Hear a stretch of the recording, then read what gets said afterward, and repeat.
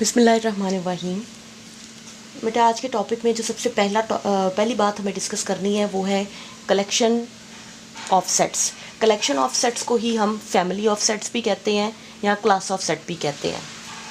Basically ये collection, family या class of set क्या है? अगर आपके पास कोई एक ऐसा सेट हो जिसके एलिमेंट भी सेट की फॉर्म में हो। अ सेट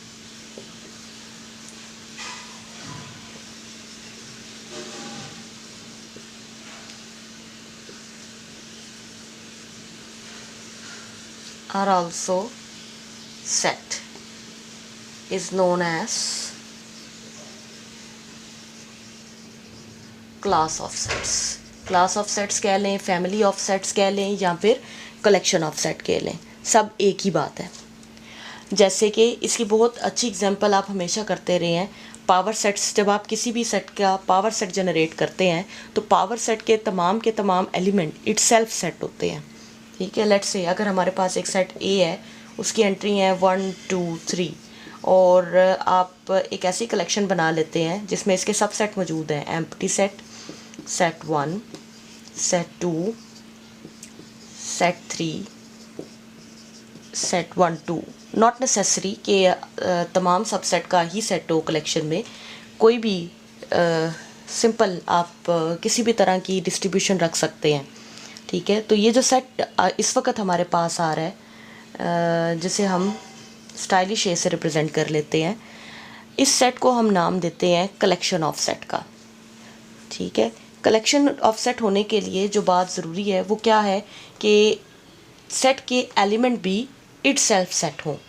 अगर एलिमेंट इटसेल्फ सेट हैं तभी ये क्लास ऑफ सेट है या फैमिली ऑफ सेट है। अब देखें, क्योंकि इसके एलिमेंट भी सेट की शक्ल में आ रहे हैं, तो जब कभी हमने जर्नली बात करनी होती है क्लास ऑफ सेट के हवाले से या फैमिली ऑफ सेट के हवाले से, तो हम कलेक्शन, अगर ए कलेक्शन के नाम से जा रही है तो उसके मेंबर को हम इस तरह रिप्रेजेंट कर लेते हैं A1, A2, A3, A4 and so on.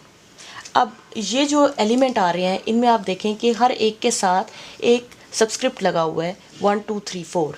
हम कहते हैं कि ये जो सब्सक्रिप्ट है ये किसी पार्टिकुलर सेट से नंबर आ रहे हैं। लेट से कहीं एक दूर जाकर एक एलिमेंट AI भी है, तो लेट से आप ये कह लें कि I टाइप के जितने भी एलिमेंट हैं वो सारे के सारे इस वक्त ये सारे पॉजिटिव इंटीजर हैं, पॉजिटिव इंटीजर से बिलोंग कर रहे हैं।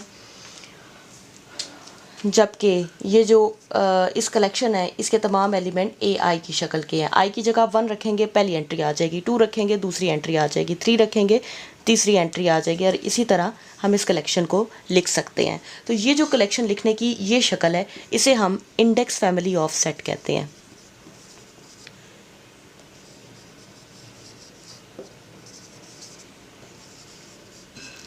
ठीक है, और ये शक्ल हम तब इस्तेमाल करते हैं जब हमें ये, इस वक्त तो हमें पता था कि ये सेट ये है और इसके साथ कलेक्शन ये आ रही है, लेकिन हर बार ऐसा नहीं होता कि हमें ये पता हो कि सेट के एलिमेंट क्या हैं या कलेक्शन के एलिमेंट क्या हैं। जब हम जर्नली किसी थ्योरम को प्रूव करने के लिए सपोज कर लेते हैं कोई कलेक्शन, तो उस वक्त हम हमेशा इस लैंग्वेज में डिस्कशन करते हैं। और यहाँ पर ये जो आई सब्सक्रिप्ट लग रहा है, एक्चुअली इसी को हम इंडेक्स कहते हैं। ठीक है, अगर यहाँ पर आप बारी बारी नंबर अलॉट करते जाएं तो कलेक्शन के एलिमेंट अपीयर होने लग पड़ेंगे। ठीक है, let I be a non empty set. ठीक है, लेट कर लेते हैं अल्फ़ा कोई क्लास ऑफ सेट है।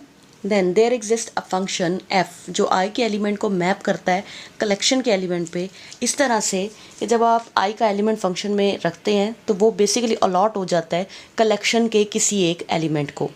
और यहाँ जब आप इंडेक्स फैमिली ऑफ सेट पढ़ें तो इस बात का भी आपने ख्याल रखना है कि इंडेक्स फैमिली ऑफ सेट का ये जो फंक्शन हम डिज़ाइन कर रहे हैं ये बाइजेक्टिव फंक्शन है। मीन ये 1 1 भी है और ये ऑन टू भी है। ये कलेक्शन के सारे नंबर अलॉट भी किए जा रहे हैं। दूसरा, हम इस बात को भी कह रहे हैं कि एक एलिमेंट को सिर्फ और सिर्फ एक ही नंबर अलॉट किया जा रहा है। लेट्स से आप ये कह लें कि अगर आपकी आई कलेक्शन जो है वो सेट ऑफ नेचुरल नंबर है 1 2 3 सो ऑन, और अल्फ़ा कलेक्शन जो है उसमें सेट आ रहे हैं तो वो इस तरह से होंगे A1, A2, A3 and so on. यानी कि 1 अलॉट कर दिया गया है A1 को, 2 अलॉट कर दिया गया है A2 को, 3 अलॉट कर दिया गया है A3 को एंड सो ऑन, इसी तरह चलते जा रहे हैं। और इसी तरह एक नंबर अल्फ़ा है वो अलॉट कर दिया है एक सेट ए अल्फ़ा को।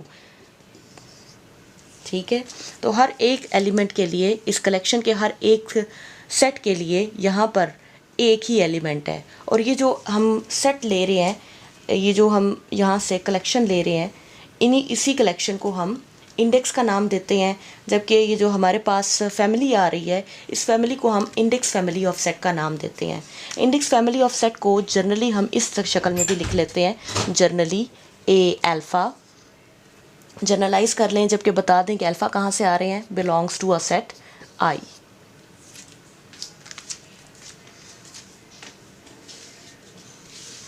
ये अगले टॉपिक की तरफ आते हैं।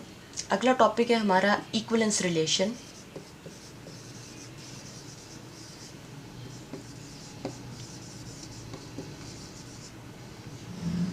अगर हमें इक्विवेलेंस रिलेशन को समझना है तो उसे समझने के लिए हमें कुछ टर्म्स पहले अंडरस्टैंड करनी है। उन टर्म में सबसे पहली आती है रिफ्लेक्सिव रिलेशन।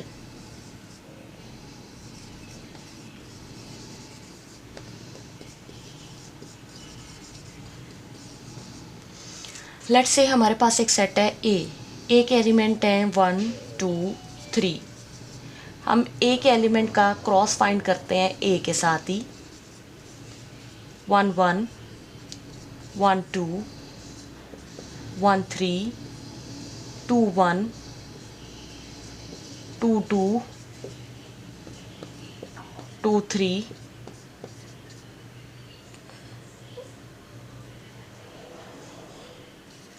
3 1 3 2 3 3। अब इस कलेक्शन से अगर हम एक ऐसा सबसेट लें, हम उसे R से रिप्रेजेंट कर लेते हैं या R1 कह लें। 1 1 2 1 2 2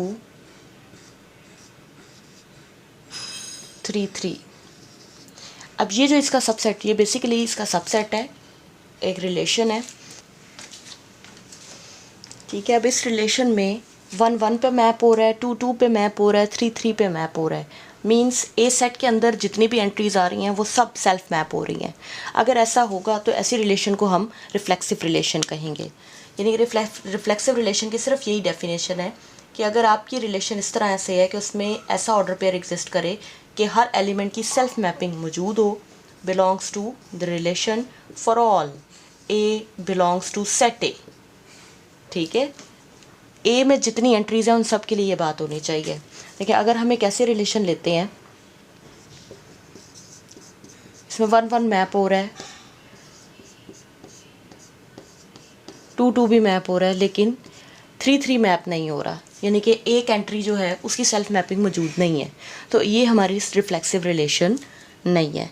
रिफ्लेक्सिव होने के लिए ज़रूरी है कि ये कंडीशन पूरी हो, तमाम एंट्रीज़ जो भी आपका दिया गया सेट है, जैसे इस एग्जांपल में ए सेट 1 2 3 है, तो इसकी सारी की सारी एंट्रीज़ की सेल्फ मैपिंग मौजूद होनी चाहिए। तो हम कहेंगे कि हमारी दी गई रिलेशन रिफ्लेक्सिव है। जिस वक्त कोई एक ऐसी एंट्री भी होगी जिसकी सेल्फ मैपिंग मौजूद नहीं होगी, हमारी रिलेशन रिफ्लेक्सिव नहीं होगी। दूसरी डेफिनेशन पे चलते हैं, सिमेट्रिक रिलेशन की।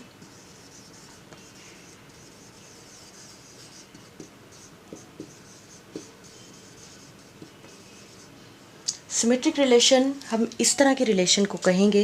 देखिए, सिमेट्रिक में हम पढ़ते हैं कि अगर ए से बी जा सकते हैं तो बी से ए भी आ सकें, यानी कि जैसा मर्ज़ी आप उसकी जगह बदलें, जगह बदलने पर जो रिलेशन है वो दोबारा आपकी जगह बदलने पे जो ऑर्डर पेयर है वो दोबारा आपकी रिलेशन का ही मेंबर हो। मीन्स हम ये कह रहे हैं कि अगर कोई सेट ए बी बिलोंग करता है रिलेशन से, ठीक है, ये इफ़ एंड देन के साथ है कि अगर ए बी रिलेशन का हिस्सा है देन बी ए को भी बिलोंग करना चाहिए रिलेशन से। अगर ये बात पूरी होती है तो हमारी दी गई रिलेशन रिफ्लेक्सिव है। फॉर एग्जांपल, हम कहते हैं कि एक ऐसी रिलेशन है जिसमें एलिमेंट आ रहे हैं 1 1 2 1 1 2। अब इस रिलेशन में अगर ऑर्डर पेयर 1 1 मौजूद है तो 1 1 की जब आप जगह बदलेंगे तो जगह बदलने पर दोबारा 1 1 ही आ जाएगा, तो 1 1 खुद अपना इन्वर्स है, तो वो ऑलरेडी मौजूद है। इसी तरह 2 1 है तो उसका इन्वर्स 1 2 है। तो हर एक ऑर्डर पेयर का यहाँ पर इन्वर्स मौजूद है। जब हर एक ऑर्डर पेयर का इन्वर्स मौजूद हो तो ऐसे रिलेशन को हम सिमेट्रिक रिलेशन कहते हैं। ठीक है, जो ऑर्डर पेयर मौजूद नहीं है उनके लिए तो बात करने की ज़रूरत ही नहीं है, क्योंकि वही रिलेशन सिमेट्रिक होगी कि अगर एक ऑर्डर पेयर आपके रिलेशन का मेंबर है तो ही उसका इन्वर्स देखना है, अदरवाइज़ नहीं। ठीक है, R4 देखते हैं।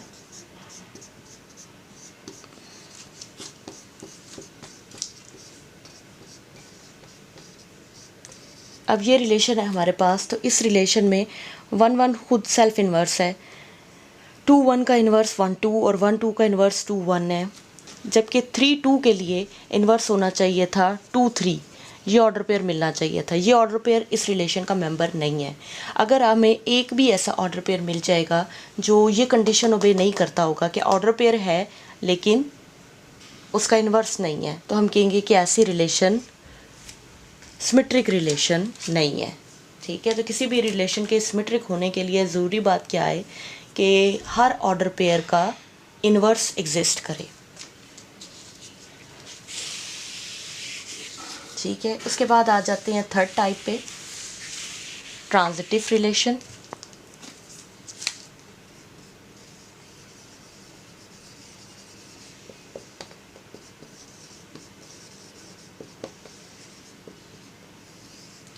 जब हम ट्रांजिटिव रिलेशन की बात कर रहे हैं तो हम ये कहना चाहते हैं कि अगर ऐसा है कि order pair A B belong करे रिलेशन से and order pair B C B belong करे रिलेशन से, इसका लास्ट एलिमेंट है वो दूसरे ऑर्डर पेयर का फर्स्ट एलिमेंट हो, देन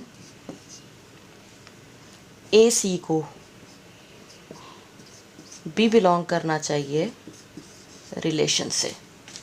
ठीक है, तो इसके लिए एक एग्जांपल देख लेते हैं कि अगर हमारे पास रिलेशन है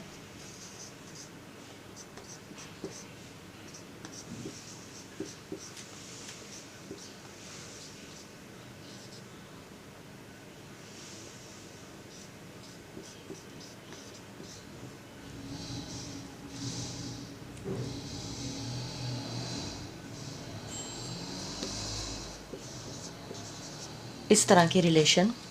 अब यहाँ से देखें 1 1 क्योंकि सेल्फ मैप हो रहा है तो ये हमेशा ये प्रॉपर्टी ओबे करेगा। ठीक है, 1 1 पे मैप हो रहा है, फिर आप 1 1 पे एंड एलिमेंट 1 है तो आप इसे भी देख सकते हैं, 1 आगे से 2 पे मैप हो रहा है तो 1 2 एग्जिस्ट कर रहा है तो वो ये मौजूद है। ठीक है, उसके बाद 2 1 को देखें, 2 1 पे मैप हो रहा है, 1 2 पे मैप हो रहा है। ठीक है, तो 2 2 मौजूद नहीं है।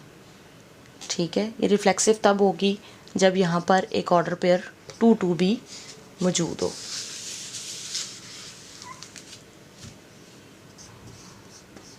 ठीक है, इसी तरह नेक्स्ट को चेक करते हैं, 1 2 पे मैप हो रहा है और 2 1 पे मैप हो रहा है तो 1 1 ऑलरेडी मौजूद है, 3 1 पे मैप हो रहा है और 1 1 पे मैप हो रहा है तो 3 1 ऑलरेडी मौजूद है। ठीक है, तो इस वक्त ये रिलेशन हमारे पास सिमेट्रिक रिलेशन है, क्योंकि अगर ए बी मौजूद है बी सी मौजूद है तो हर ए बी और बी सी के लिए ए सी भी इस रिलेशन का मेंबर है। ठीक है, तो कोई भी ऐसी रिलेशन जो ये तीनों प्रॉपर्टीज़ एट अ टाइम ओबे करे, यानी कि एक ऐसी रिलेशन जो एट अ टाइम सिमेट्रिक भी हो, ट्रांजिटिव भी हो और रिफ्लेक्सिव भी हो, उसे हम इक्विवेलेंस रिलेशन कहते हैं। A relation is said to be equivalence relation if it is reflexive, symmetric and transitive. Means हर एक एलिमेंट की सेल्फ मैपिंग मिले, नंबर 2 हर एक एलिमेंट, हर एक ऑर्डर पेयर जो रिलेशन का मेंबर है उसका इन्वर्स मिले। अगर ऑर्डर पेयर ए बी और बी सी मौजूद हैं तो ऑर्डर पेयर ए सी भी रिलेशन का मेंबर हो। तो जो रिलेशन ये तीन बातें एट अ टाइम पूरी करेगी उसे हम इक्विवेलेंस रिलेशन का नाम देते हैं। ठीक है, इक्विवेलेंस रिलेशन की हमारे पास कॉन्करेंस रिलेशन में बहुत अच्छी एग्जांपल है कि अगर हम कहते हैं कि m कोई एक पॉजिटिव इंटीजर है तो कोई से दो इंटीजर a और b जो कॉन्करेंट है मॉडुलो m में वो हमेशा इक्विवेलेंस रिलेशन बनाते हैं। ठीक है, ये जो मॉडुलो m की डेफिनेशन है बेसिकली ये किस तरह से डेफिनेशन है कि अगर आपके पास एक नंबर है, आप उसे m से डिवाइड कर रहे हैं, m से डिवाइड करने पे यहाँ पर कुछ नंबर आएगा और जो बाकी रिमाइंडर बच रहा है वो b है। तो इस बात को हम इस तरह लिख सकते हैं ना कि a इक्वल है, ऊपर कोई ना कोई क्वोशंट आ जाएगा, m को q से मल्टीप्लाई करने पर a या a से छोटा नंबर आ रहा है और डिवाइड माइनस करने पर रिमाइंडर b आ रहा है, तो mq प्लस b करके लिखा जाएगा। यहाँ से इस बात को इस तरह से लिख सकते हैं a minus b is equal to M Q, means a minus b equal है m मल्टीप्लाई बाय q के। तो a माइनस ये जो m है यहाँ तो ये जो m है ये डिवाइड कर सकता है यहाँ से a माइनस बी को, या q भी डिवाइड कर सकता है a माइनस बी को। तो यहाँ से हम m को फिक्स करते हैं, m हमारा डिवाइज़र है, m डिवाइड करेगा, m divides a minus b। इसी बात को हम इस शक्ल में लिख लेते हैं कि a is congruent to b mod m। Basically ये जहाँ पर दरमियान में ये जो नंबर आ रहा है हमारे पास ये रिमाइंडर है। ठीक है, अब इसको नंबर्स के साथ एग्जांपल्स के तौर पे करते हैं कि लेट्स से अब आप इस डेफिनेशन को इस तरह से देखें कि a की जगह हमारे पास जो नंबर है वो कोई भी इंटीजर है। ठीक है, और m की वैल्यू हम फिक्स कर लेते हैं 4। ठीक है, और a बेसिकली क्या है हमारे पास एनी इंटीजर।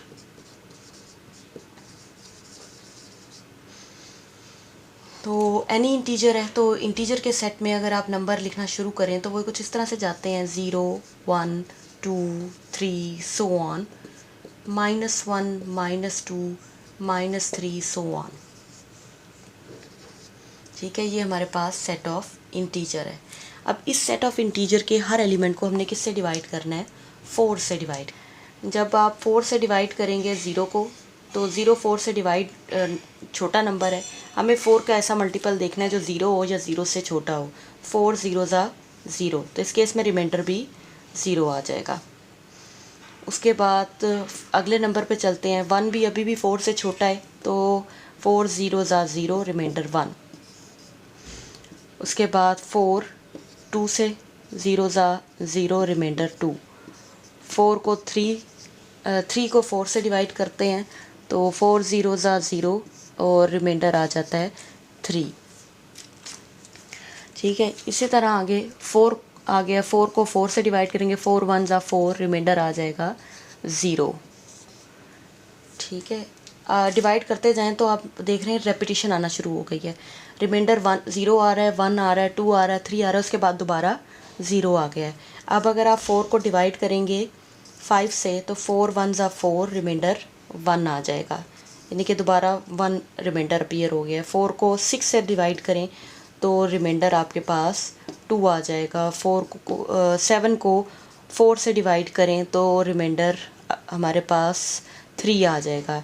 इसी तरह 8 से करेंगे तो दोबारा 0 आ जाएगा। 4 2 ज़ा 8 रिमाइंडर 0, यानी कि जो रिमाइंडर है हमारे पास पॉसिबल रिमाइंडर वो सिर्फ और सिर्फ 4 हैं। कौन कौन से, 0 1 2 3। कोई किसी भी इंटीजर को जब 4 से डिवाइड किया जाएगा तो जो पॉसिबल रिमाइंडर आ सकते हैं वो कौन कौन से हैं, 0 1 2 3। अब ये जो पॉसिबल रिमाइंडर आ रहे हैं इन पॉसिबल रिमाइंडर्स की हम क्लासेस जनरेट कर लेते हैं। क्लासेस किस तरह से जनरेट हो रही हैं कि हम ये कहते हैं कि हम ऐसा सेट लिखते हैं, एक क्लास बनाते हैं जिसमें वो तमाम इंटीजर्स आ रहे हैं जिनका रिमाइंडर 0 है। तो ऐसे कौन से इंटीजर हैं जिनका रिमाइंडर 0 है, एक तो हो जाएगा 0, फिर 4 का रिमाइंडर 0 होगा, जितने भी 4 पे डिविजिबल हैं उन सब का रिमाइंडर 0 ही होगा। फिर 8 का रिमाइंडर 0 है, देन 12 का रिमाइंडर 0 है, सो ऑन। इसी तरह नेगेटिव नंबर्स की तरफ आ जाएं तो नेगेटिव नंबर्स में भी -4 का रिमाइंडर 0 है, -8 का रिमाइंडर 0 है, -12 का रिमाइंडर 0 है, एंड सो ऑन। क्या उसके बाद वो सब इंटीजर्स लिखेंगे इस क्लास में, इस कलेक्शन में, सेट में, जो जिन सब का रिमाइंडर 1 है।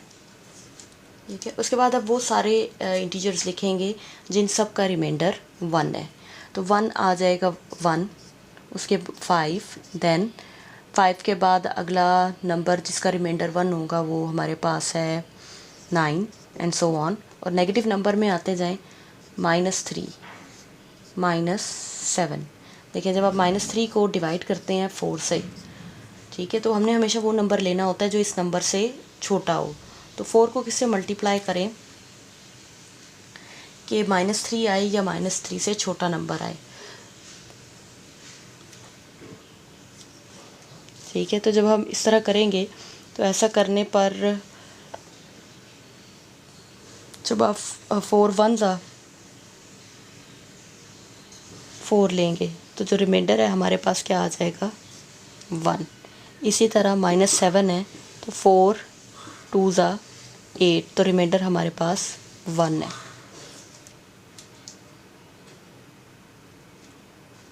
ठीक है, बेसिकली हमने जो नंबर चूज़ किया है वो -4 है।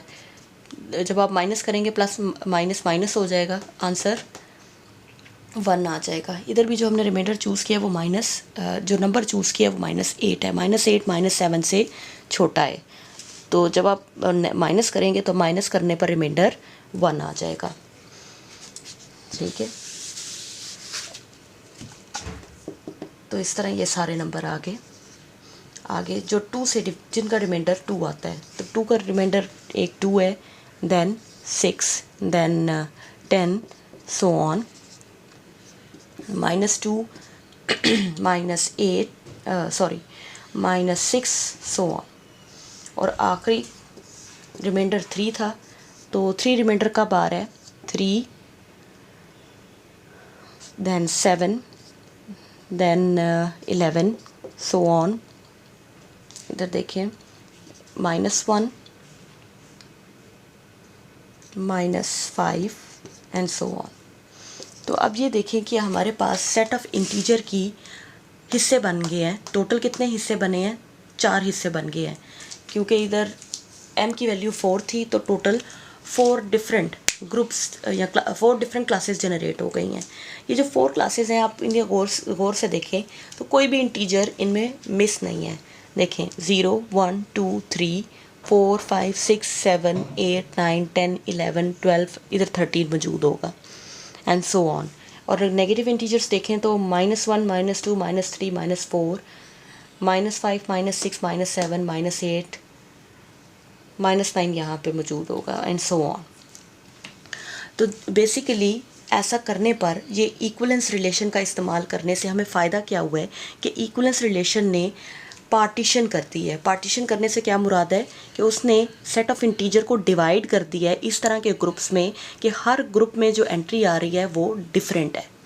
ठीक है, जब हम पार्टीशन डिफ़ाइन कर लेते हैं किसी सेट पे तो पार्टीशन डिफ़ाइन करने का मतलब ही ये होता है कि हम इस तरह से चीज़ को डिवाइड कर दें कि किसी भी 2 ग्रुप्स में कोई भी एलिमेंट कॉमन ना हो।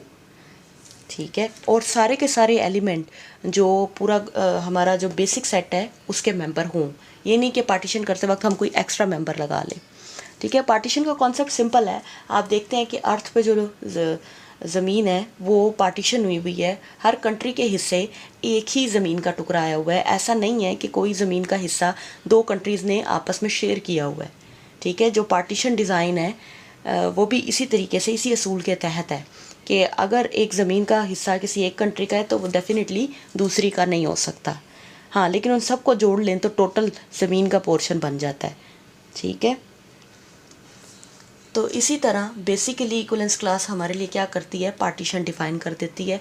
हमारे जितने भी सेट्स होते हैं, अगर आप हमें ये पता लग जाए कि एक रिलेशन इक्वलेंस रिलेशन है, जैसे अभी हमने रिमाइंडर्स की कॉन्करेंट मॉडलो m की रिलेशन देखी है, तो उस रिलेशन ने बेसिकली क्या किया है कि सेट ऑफ इंटीजर को पार्टीशंस में डिवाइड कर दिया है।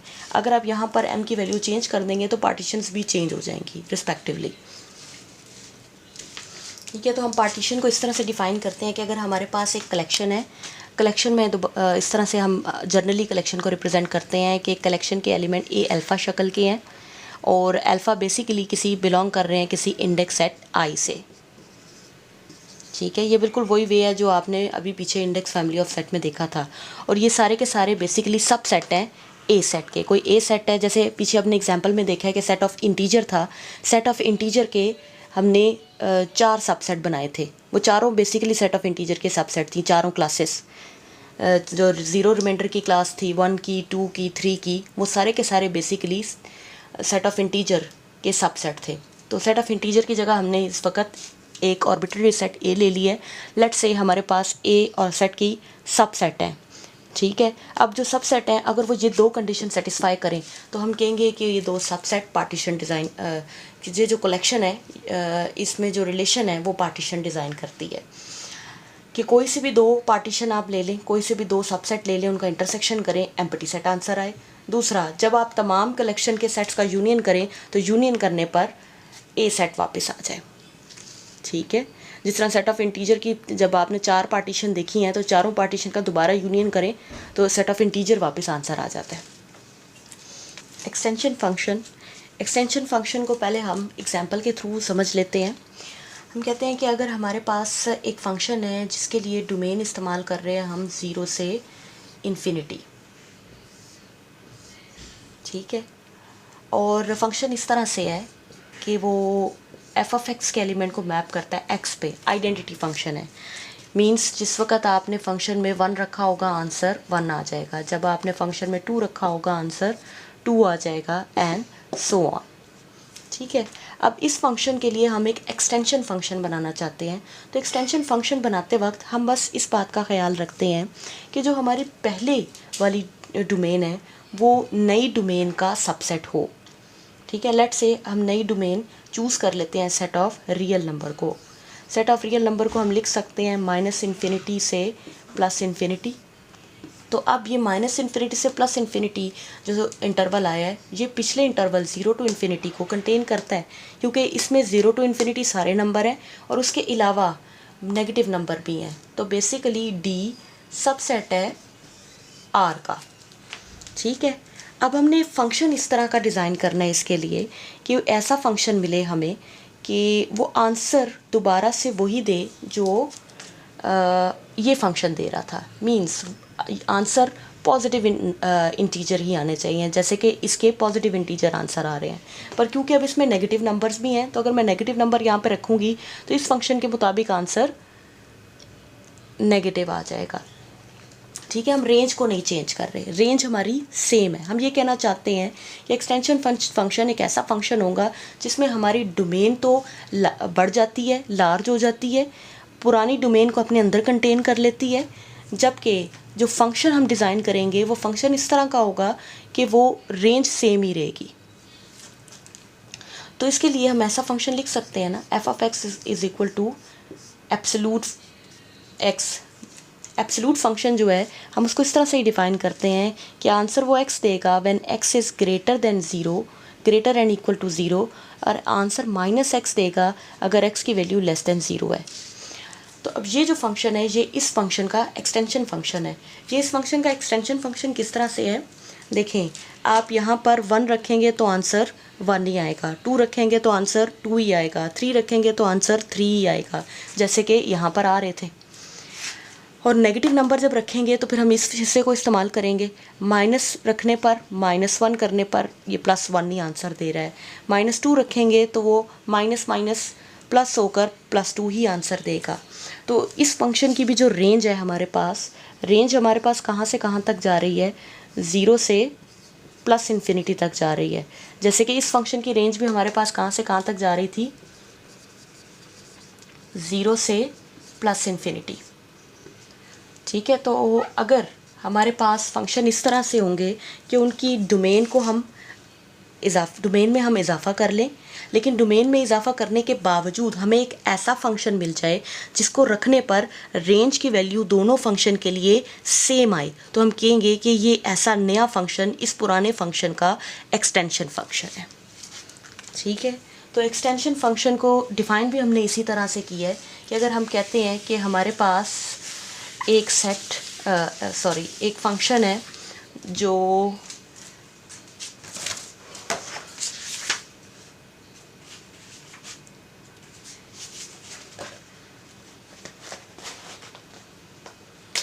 ठीक है, तो हम कहते हैं कि अगर हमारे पास एक फंक्शन है, if F is a function, और किस तरह से, इस तरह का फंक्शन है जो डी के एलिमेंट को मैप कर रहा है किसी सेट एस पे, ठीक है, और अज्यूम कर लेते हैं कि डी सबसेट है आर का, देन एक एफ फंक्शन एग्जिस्ट कर रहा है जो आर के एलिमेंट को भी किस पे मैप कर रहा है, एस पर ही, such that f of a is equal to f of a, small f of a, यानी कि जो इसकी रेंज है, इस फंक्शन के लिए जो रेंज आ रही है ए रखने पर, वही इस फंक्शन के लिए भी रेंज आ रही है। अगर ऐसा है तो इस फंक्शन हम कहेंगे एक्सटेंशन फंक्शन।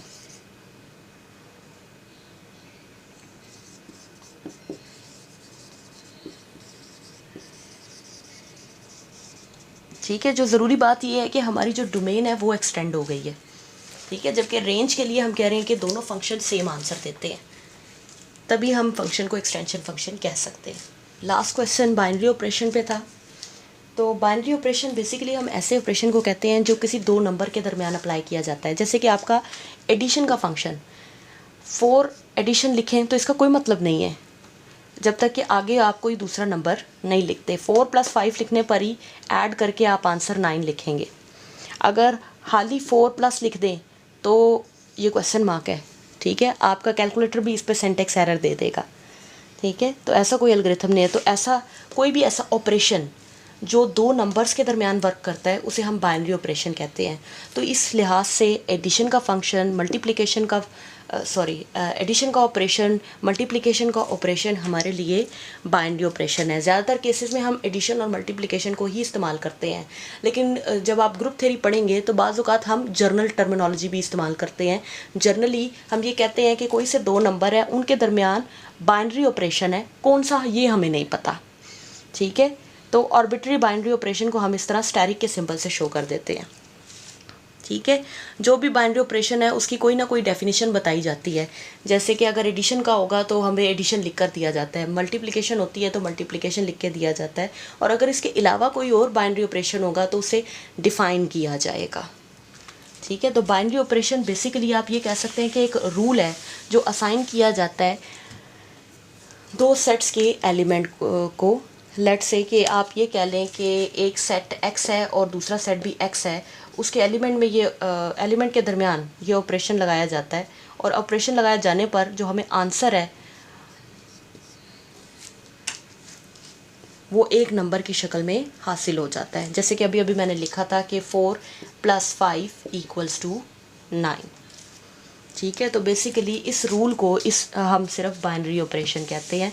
तो बाइनरी ऑपरेशन को सबसे सादा ज़बान में आप इसी तरह याद रख सकते हैं कि एक ऐसा ऑपरेशन जो दो नंबर्स के दरमियान लगाया जाता है, जो दो नंबर्स के दरमियान ही वर्क करता है,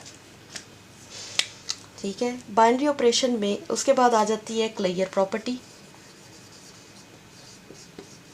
क्लेयर प्रॉपर्टी हम कहते हैं कि अगर आपके पास फॉर एग्ज़ाम्पल हम सेट ऑफ रियल नंबर से ये बात कर लेते हैं कि अगर दो एलिमेंट हैं ए और बी, वो बिलोंग करते हैं सेट ऑफ रियल नंबर से, तो जब आप उन पे बाइनरी ऑपरेशन लगाएं, मींस उन दोनों को ऐड करें या मल्टीप्लाई करें, तो ऐड या मल्टीप्लाई करने पर जो आंसर है वो भी बिलोंग करे सेट ऑफ रियल नंबर से। और अगर इसे जर्नल कहना चाहते हैं, हमें नहीं पता कौन से नंबर सिस्टम का सेट है, तो लेट्स से कोई से दो एलिमेंट है ए बी जो एक्स से बिलोंग करते हैं। अगर ए बी पर जब आप बाइनरी ऑपरेशन अप्लाई करने पर आंसर दोबारा से सेट एक्स का ही मेंबर आए, तो हम कहते हैं कि ऐसा जो सेट है वो क्लोज्ड है, यानी कि जब भी उस पर आप एडिशन या मल्टीप्लिकेशन अप्लाई करते हैं तो अप्लाई करने पर आंसर उसी सेट का मेंबर आता है।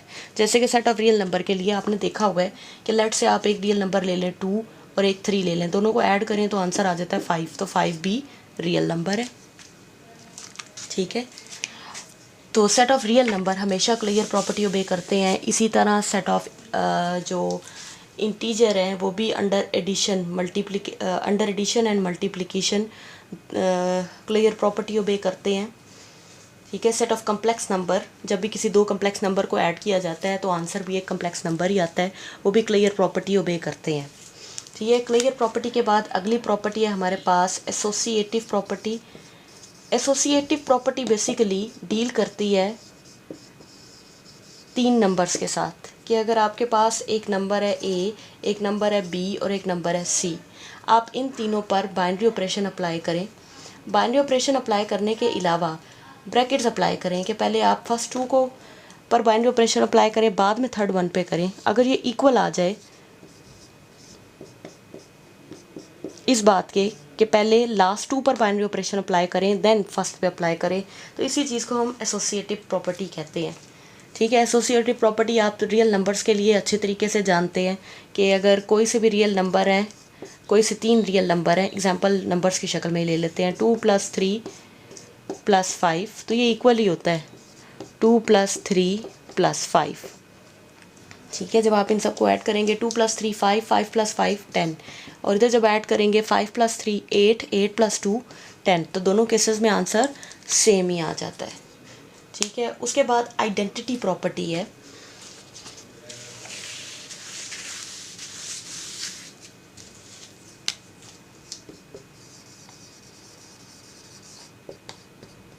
आइडेंटिटी हम कहते हैं कि एक ऐसा नंबर ढूंढें जिसे अपने नंबर में ऐड करें या मल्टीप्लाई करें, या जो भी दिया गया बाइनरी ऑपरेशन है उसके मुताबिक इस्तेमाल करने पर वही नंबर आंसर आ जाए। फॉर एग्जांपल अगर ए है तो उसके साथ मैं क्या ऐड करूं कि आंसर ए ही आए। तो एडिशन के लिहाज से जो आइडेंटिटी होती है वो हमेशा ज़ीरो होती है।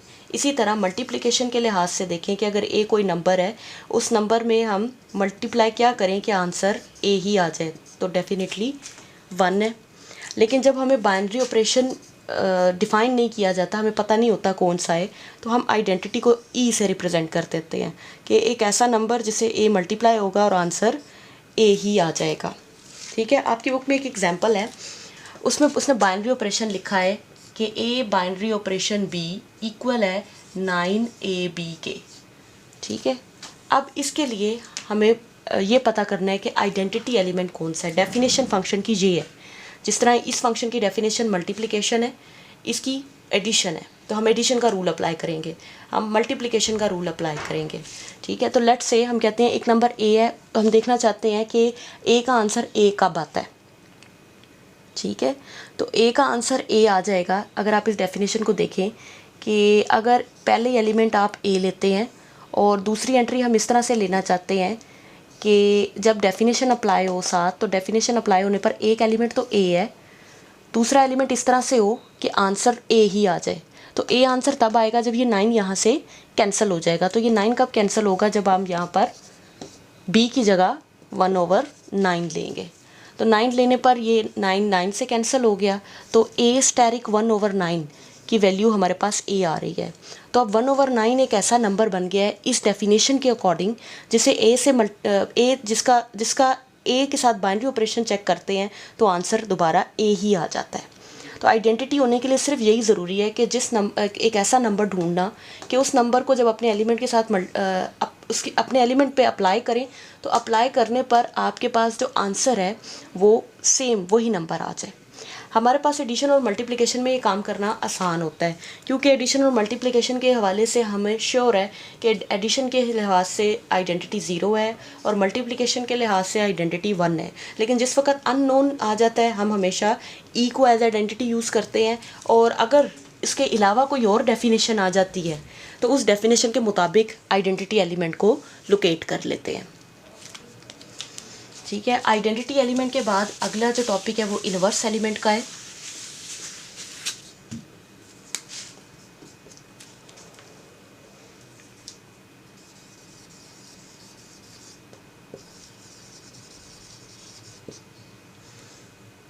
इनवर्स एलिमेंट में जब हम आएंगे तो बेसिकली हम अपने वैल्यू के साथ एक ऐसा नंबर देखना चाहते हैं कि उसे अपनी वैल्यू में ऐड करें, तो ऐड करने पर आंसर आइडेंटिटी आ जाए। तो ए में क्या ऐड करें कि आंसर 0 आएगा, definitely -a। Plus minus minus हो जाएगा, ए से कैंसिल हो जाएगा, आंसर 0 आ जाएगा। तो एडिशन के लिहाज से हमेशा हम एडिटिव इन्वर्स कैसे देखते हैं कि जो भी नंबर होता है उसका ऑपोजिट साइन के साथ नंबर इंट्रोड्यूस कर देते हैं।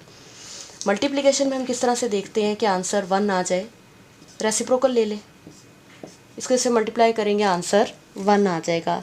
लेकिन बहुत सारी जगहों पे ऐसा होता है कि हमें नहीं पता होता कि बाइनरी ऑपरेशन क्या डिफ़ाइन किया जा रहा है, जर्नल बाइनरी ऑपरेशन। तो उसके लिए हम इस तरह लिखते हैं कि अगर इन्वर्स है तो इन्वर्स लेने पर आना चाहिए आइडेंटिटी ई। ठीक है, अब जैसे मैंने पीछे इसे डिफ़ाइन किया था, ए स्टैरिक बी इक्वल है 9ab के। ठीक है, अगर ये डेफिनेशन है तो इस डेफिनेशन के मुताबिक मुझे ए का इन्वर्स देखना है। इन्वर्स कब एग्जिस्ट करेगा कि जब हमारे पास आंसर क्या आ जाए, आंसर आए 1/9। यहाँ पर आइडेंटिटी एलिमेंट इस बाइनरी ऑपरेशन के अकॉर्डिंग आइडेंटिटी एलिमेंट 1/9 था। ठीक है, तो मीन्स हम ये कहना चाह रहे हैं कि ए के साथ किस पर बाइनरी ऑपरेशन लगाएं कि आंसर जो है वो 1/9 आ जाए। ठीक है, हम ऐसा क्या नंबर चूज़ करें कि डेफिनेशन अप्लाई होने पर आंसर 1/9 रहे। यानी कि इधर ए इन्वर्स की वैल्यू क्या चूज़ की जाए कि आंसर 1/9 आ जाए।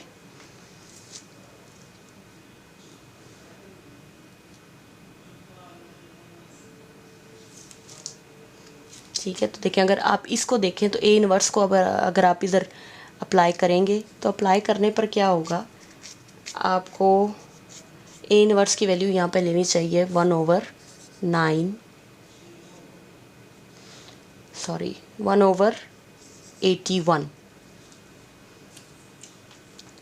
बाइनरी ऑपरेशन इसका अप्लाई करें ए के साथ। एक्चुअली मैं किस तरह चेक कर रही हूँ, इस डेफिनेशन के अकॉर्डिंग 9 ए की जगह ए ही आ जाएगा और 81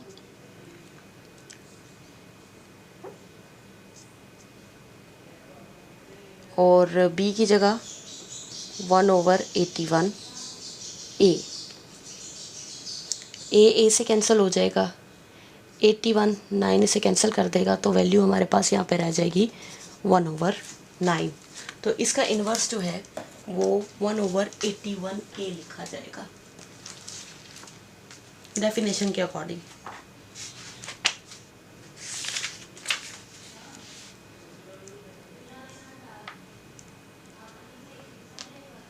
ठीक है, तो लेट्स से कोई और नंबर चूज़ करते हैं, डेफिनेशन यही रहने दें।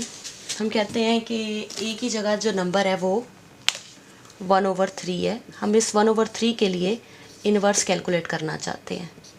ठीक है, तो डेफिनेशन के अकॉर्डिंग इस बात को अगर लिखें तो हमारे पास क्या वैल्यू आएगी 9 और ए की जगह 1/3 और ए इन्वर्स की वैल्यू हमें फाइंड आउट करनी है। ठीक है, हम कहते हैं कि जब भी अगर इसका इन्वर्स इसके साथ मल्टीप्लाई होगा तो आंसर 1/9 आएगा। यहाँ पे 9 ये कैंसिल आउट हो जाएंगे, 3 आ जाएगा, 3a इन्वर्स, ये 3 इधर आकर डिवाइड हो जाएगा, तो ये 1/27 इक्वल टू a इन्वर्स। तो इस तरीके से हम आसानी से इन्वर्स को लोकेट कर लेंगे। ठीक है, यहाँ पर अगर a की जगह हमें नंबर दिया जा रहा है 1/3, तो उस हिसाब से हमने कैलकुलेशन की, क्योंकि हमने आइडेंटिटी एलिमेंट पहले से लोकेट किया था ना। जब भी किसी एलिमेंट को इस फंक्शन के लिए उसके इन्वर्स से मल्टीप्लाई करेंगे तो आइडेंटिटी आना चाहिए। इधर हमने बाय डेफिनेशन साथ साथ काम किया, तो ऑटोमेटिकली हमारे पास इन्वर्स की वैल्यू आ गई है। तो हम किसी भी बाइनरी ऑपरेशन के लिए इस तरीके से इन्वर्स कैलकुलेट कर सकते हैं।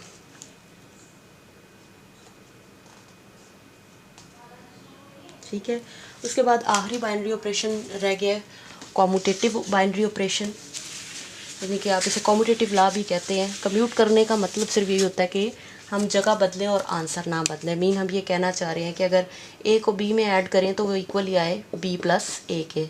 तो रियल नंबर्स के साथ, इंटीजर्स के साथ, नेचुरल नंबर के साथ अंडर एडिशन ये प्रॉपर्टी होल्ड करती है कि जब भी आप चाहे 2 को 3 में ऐड कर लें या 3 को 2 में ऐड कर लें, आंसर 5 ही आएगा। इसी तरह अगर हम मल्टीप्लिकेशन के अकॉर्डिंग देखते हैं ए बी, तो वो बी मल्टीप्लाई बाय ए के इक्वली होता है, 2 × 3 इक्वली होता है 3 × 2 के।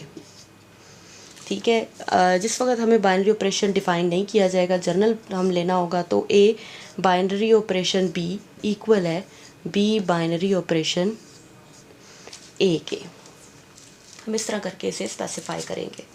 तो अगर जगह बदलने पर आंसर ना बदले तो हम कहते हैं कि हमारा दिया गया नंबर सिस्टम का सेट कॉम्यूटेटिव प्रॉपर्टी ओबे करता है, और जो रिलेशन है, जो बाइनरी ऑपरेशन है, वो कॉम्यूटेटिव बाइनरी ऑपरेशन है। ठीक है, तो आज का लेक्चर यहीं तक एंड होता है। इसके हवाले से आपके ज़हन में जो भी क्वेश्चन हो आप वो मुझसे व्हाट्सएप के थ्रू पूछ सकते हैं। अल्लाह हाफिज़।